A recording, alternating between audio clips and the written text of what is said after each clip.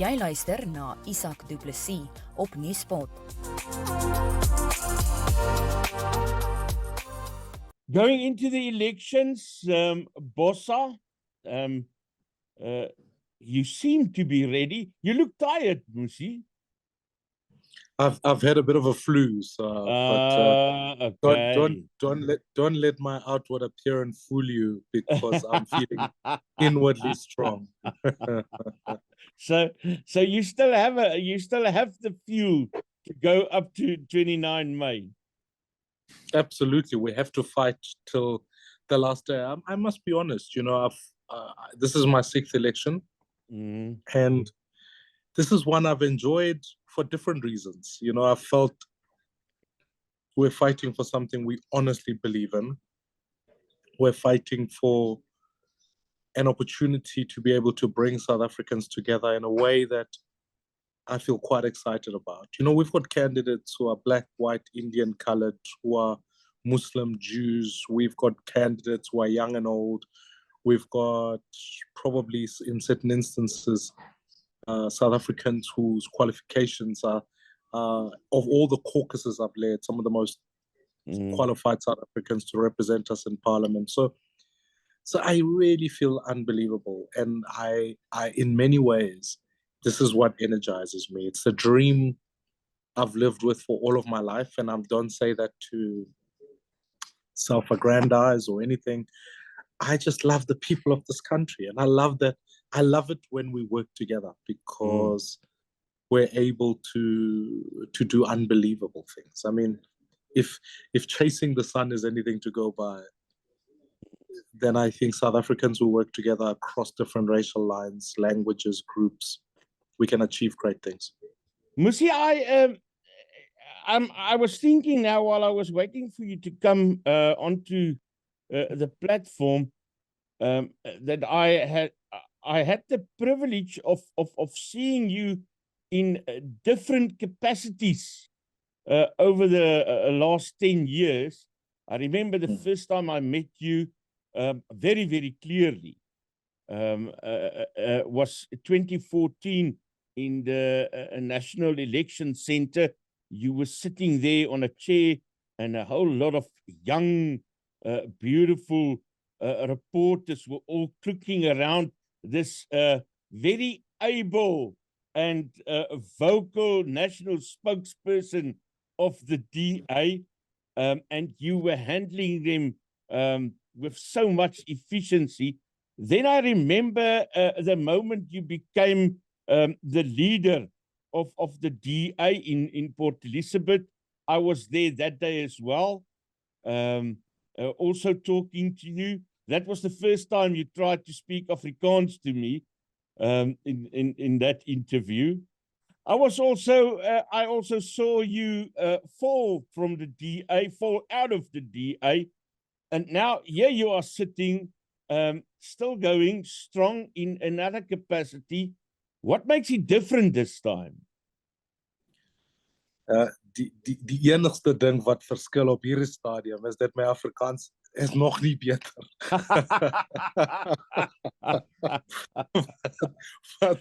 Wat sal seker maak dat beter is beter as ons dat kan kry. Maar anyways, what's different now is there's something, to quote Eleanor Roosevelt, the man in the arena, the idea of having tasted both defeat and victory.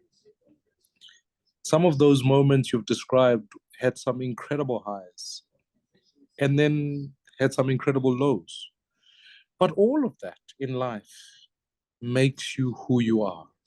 All of that in life makes you the kind of person that you wake up and you think, this time around, I feel a lot more resolute. For a number of reasons. One,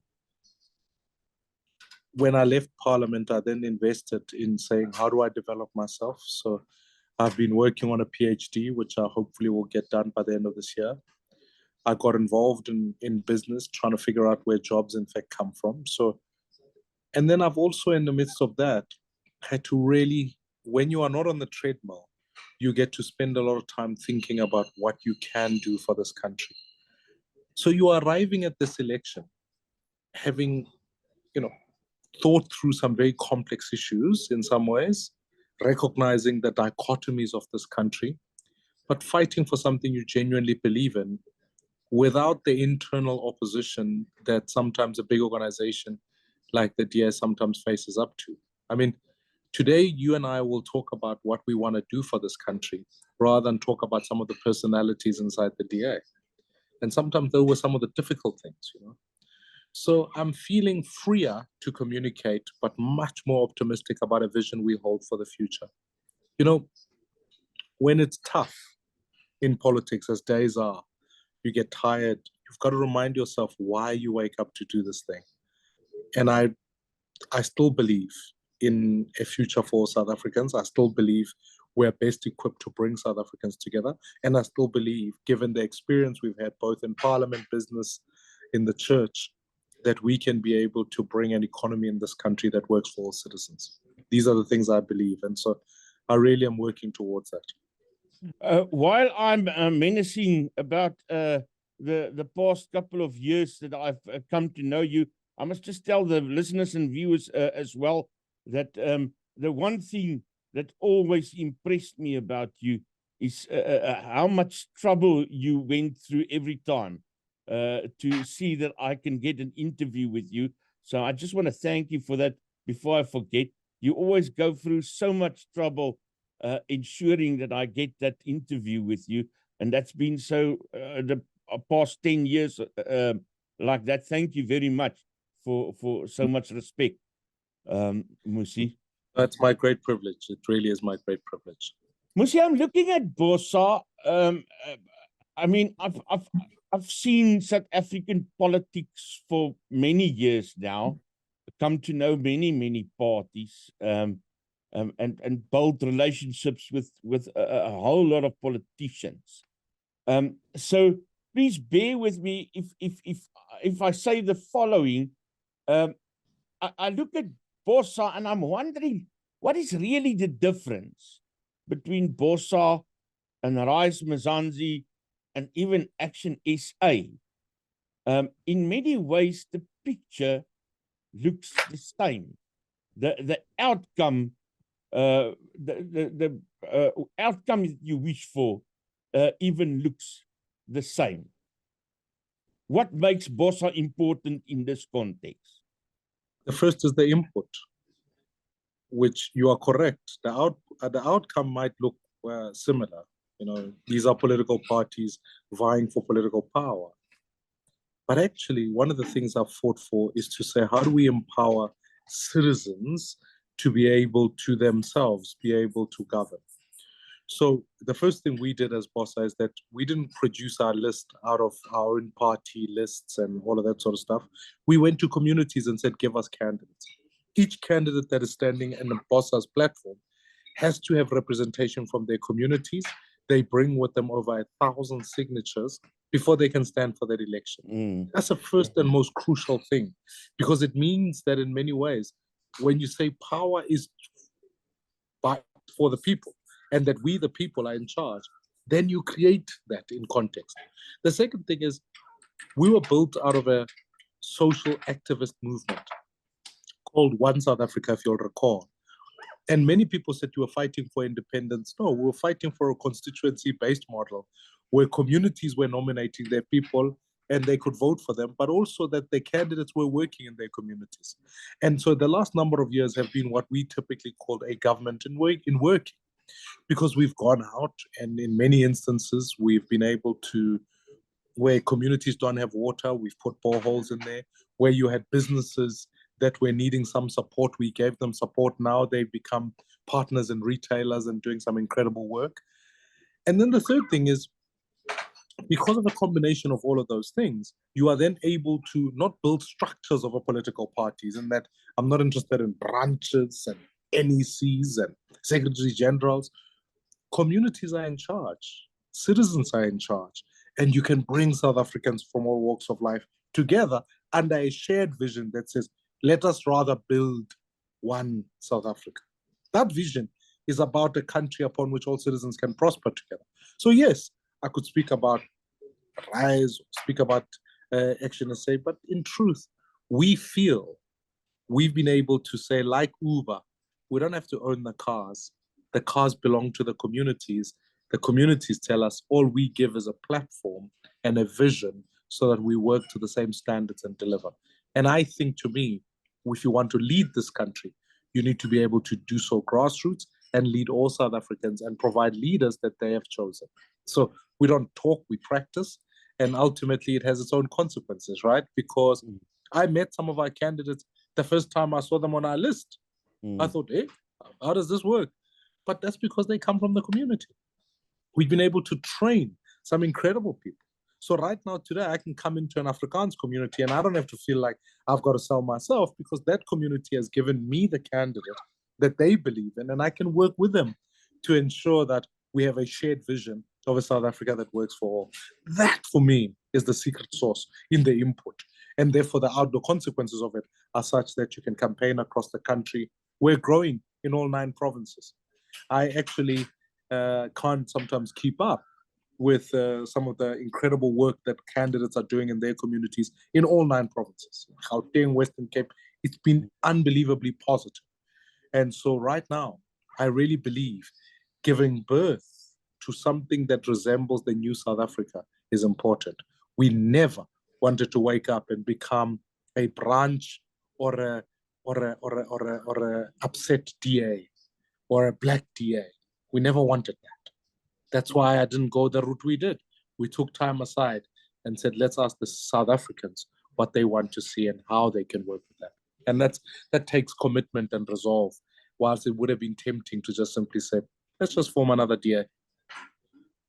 I want to take you back again to that day on the chair in the election center, where a very young, laid back, very confident Mmusi Maimane was the national spokesperson of the DA. And very shortly after that, parliamentary leader, and 4 years later in Port Elizabeth, I flew out the evening. Next day, you were the leader of the party. And many analysts at that time and journalists like myself and others were saying, yes, but this is a very meteoric growth for Mmusi Maimane. And I would like to know the man sitting in front of me today with a new concept going into South African politics, and the man that was rising through the ranks at that time, the influence of that on your politics of today? Look, I don't regret the DA. I really don't. It was an incredible opportunity not only to learn, but to experience politics, to be at the forefront of politics. I mean, not a lot of people know that I wasn't always wanting to be at the forefront of politics. In fact, I'd been completing a master's in public administration, and I honestly just wanted to go work for the Department of Education and ensure that the logistics of delivering textbooks were working. But then, you talk about that rise through the DA of being a public figure. I think we had an amazing opportunity to galvanize society. And so I don't regret the experience one bit. Am I still enthusiastic and optimistic about the future of this country? Yes, I am. Am I a little bit wiser? Because one of the painful things maybe sometimes in the DA was trusting people, right? Like you trust certain people who you thought shared your ideals. You thought weren't interested in, playing politics, but the country. President Obama says the thing we must guard against the most is cynicism. Because when you become cynical, you stop believing you can make a difference. And if I remember, you say to me, what did 2019 feel like? It was probably one of the darkest periods in my life. I can't sugarcoat that. It was awful. You'd wake up every morning feeling like, why do I do this? Why do I put my family through this abuse and this attack when people you thought you trusted worked with you we're just committed to discrediting you at all costs. And that's when you realize sometimes politics can trump purpose. They can trump the purpose of why we are in public service in the first place, which is to serve people.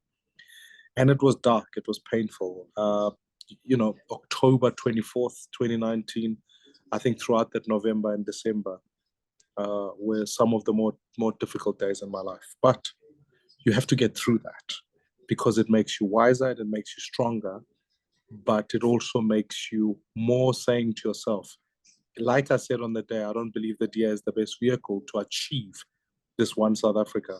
Well, let's build it. Let's build it and let's learn the lessons that we needed to learn. And so you're still speaking to the same enthusiastic, positive, maybe wiser South Africa. One of your highlights in life was, to me at least, and your most statesman-like moment as a leader of the DA, your broken man speech, criticizing that same ANC that you come from. Did your opposition of the ANC changed since then? You know, the truth is, I sometimes I don't want to overplay our role in Parliament, but that speech alone came at a time when the ANC were breaking Parliament, and now today most people can speak about a dysfunctional Parliament. That moment alone, when we asked Jacob Zuma to come to Parliament, and we were the original complainants to the public protector then that brought us the Zondo Commission. I don't think we would have had the Zondo Commission had we not worked as tirelessly as we have. Now we've laid corruption to bear.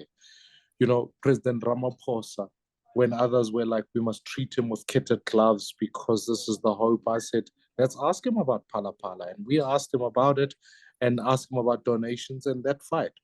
So all I'm saying is that part of the dilemma that we face today is that I think the official opposition has not done enough of a job of building that consensus and that energy to be able to demonstrate to South Africans that there must be life after the ANC. It's not just opposition to the ANC. It's also about crafting a vision as to what happens after the ANC. Because whether I accept it or not, there's still between 10 and 12 million South Africans who have some affinity to the ANC. They need a hope for themselves after this election. So maybe when you ask me whether or not my opposition to the ANC has become stronger or not, it has. But I want to be clear that it isn't born out of hatred, just like I have no hatred of the DA. It is about writing the next chapter. My worry about the electoral cycle in this country is that we've seen this revolving of one race over another. We had Afrikaner nationalism, now we have African nationalism. The danger is that we will have Zulu nationalism that dominates.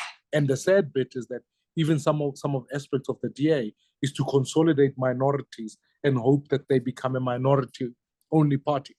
We can't just keep playing tribalism and hoping that we will achieve the sort of leadership of society that we need. Because then, as most political scientists will tell you, then demography becomes destiny. You just have to measure what races there are there. This is not the South Africa I want to build. I want to be conscious about saying there is life after the ANC. We are going to transition after the ANC, and we are going to transition even after the DA's model of governing. We are going to build one South Africa upon which the national story can be told. We will govern differently. Wouldn't it be amazing if rather than having a Soltech as the only example, we can ask more of those South Africans who built that university to contribute to being able to put a university in Limpopo and various parts? We are going to have to achieve that. Otherwise, people like Mandela's dream of a dominant race over another will be a dream deferred. We need to build a new South African model and vision. Otherwise, we fail. And I reject old models. That's why even in this election, I don't think this election is about big versus small parties. It's about old versus new. Let the new come. It'll be good for all of us. It'll be good for the Afrikaans child who's at university to not have to think my only expression of vote is to vote for an Afrikaans party, but to seek out ideals.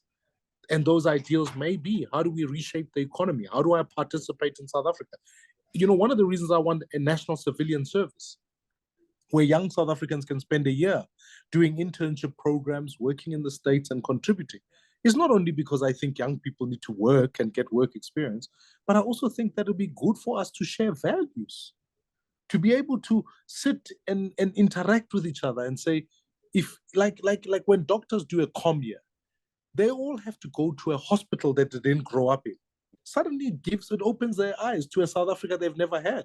It's important for a child who grows up in Soshanguve to go work in a hospital in Centurion because they suddenly think there's a different world here. And it is equally important for a child who grows up in Centurion to go work in Soshanguve because they get to experience all of South Africa. Then we're building one. Otherwise, you and I must sit here and just wait for the next dominant group or the next dominant race to come and take government. And then we'll never be able to have not only the freedom for individuals, but a South Africa that prospers. I reject that idea in its entirety. And therefore, my dilemma with even the ANC and in some parts, some of the DA, is that it still wants to hark back to consolidating racial groups. I don't want to work like that. Let's talk about those other parties and starting off with the DA. You said earlier that there was a time that you were wondering what is the value of all of this. So I can understand, and it is very understandable that at a stage like that, you go through very deep personal emotions and personal relationships that were severed. Now, running your own movement, going into an election where you probably will be able afterwards to work in parliament together with other parties. How will you maintain your relationship with the DA from which you come in this context? I have a 10-point plan. The first one is, how do we keep the lights on? How do we ensure that logistics are fixed? How do we educate our young people? How do we provide healthcare so that the state is not the only provider of healthcare, it's an underwriter of healthcare? I have a plan around how do we build broadband infrastructure? How do we keep our communities safe? And that speaks to crime and devolving of police. And how do we ensure that we offer voucher for schooling? So we have a 10-point plan and the regulatory framework. Why that 10-point plan is why I lead with, in answer to your question, is because it's only on those conditions that we must coalesce. If we just coalesce to remove the ANC and then govern Western the ANC, the people of South Africa will never forgive us. I think we need to say to ourselves, we need a grand coalition of the opposition come 2024 on the 12th of June. That's 2 weeks after the elections. And on that day, we must elect leadership that is both the Speaker of the National Assembly and the President of the Republic that will give an expression to that plan and bring South Africans together in a grand coalition.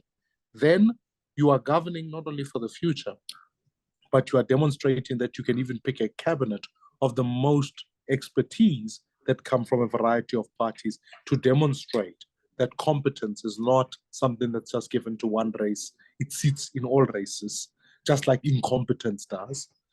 And then furthermore, say to yourself, we're going to charter a way forward together to be able to work like tirelessly to deliver that dream. And let me give you a practical example. So in 2016, when I was leader of the DA, we ran a coalition in Johannesburg that stayed. We ran a coalition in Tshwane that stayed.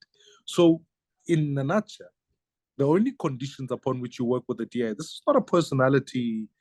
I'm not asking the DA to marry me and let's make it personal. This is about the governance of a country. And it must be on vision and values and knowing that the DA is but a component of that. But there are many other parties that must come together. So I've traveled with John Steenhuisen. I don't believe there's bad blood between us. I don't wake up in the morning with a dartboard with his face on it or anything like that. I am big enough to not have to feel that historical issues must be the issues that determine and sacrifice the destiny of a nation. Even with Helen Zille herself, I've even gone out, reached out, and wanted to say, let's talk. I have no issues. She rejected the idea. That's her own dilemma. That's her own position. But I'm not going to sit here and say to myself, I'm never going to engage her. That's not how I operate.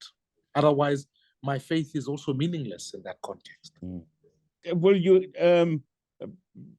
maintain the same argument with a party like the EFF, which is more destructive than the other parties? You know, when we were in Johannesburg, I can only talk about practical things, you know.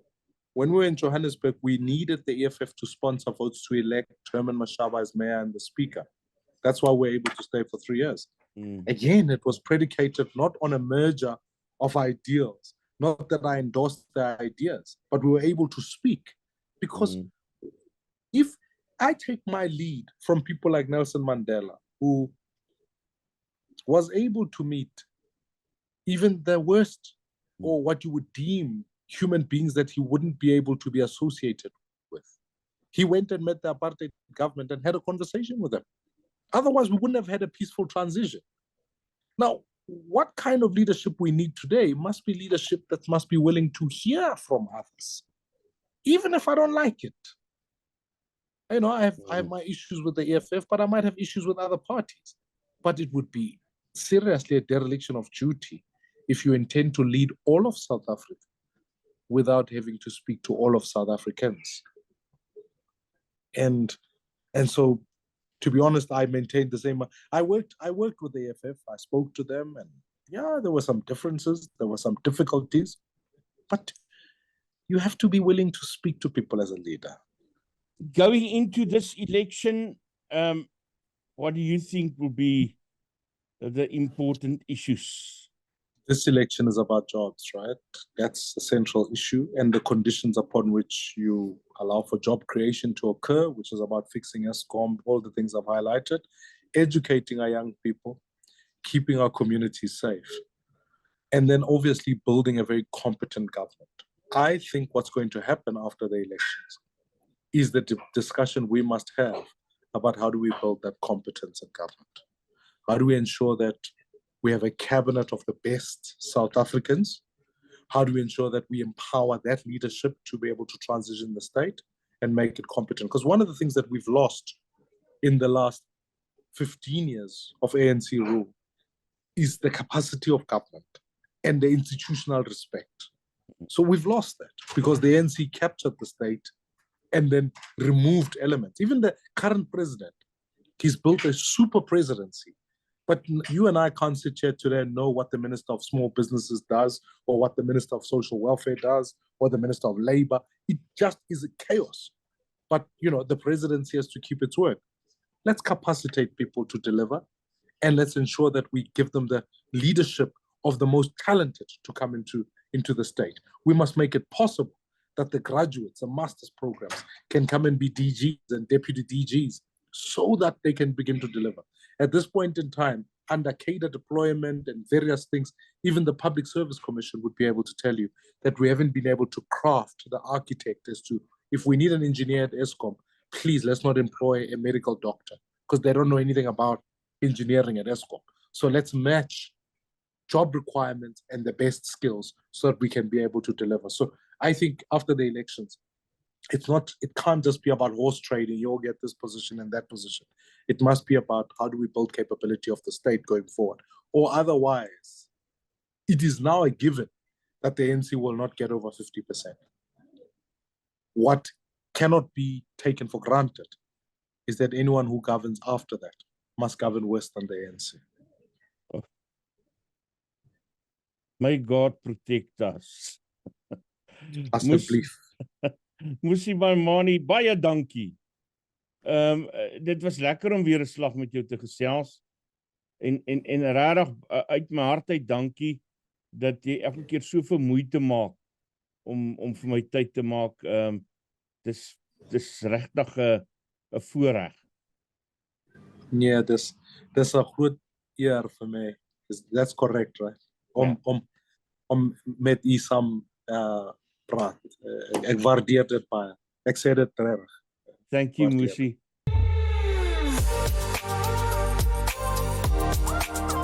Jy luister na Isak Du Plessis op Nuuspot.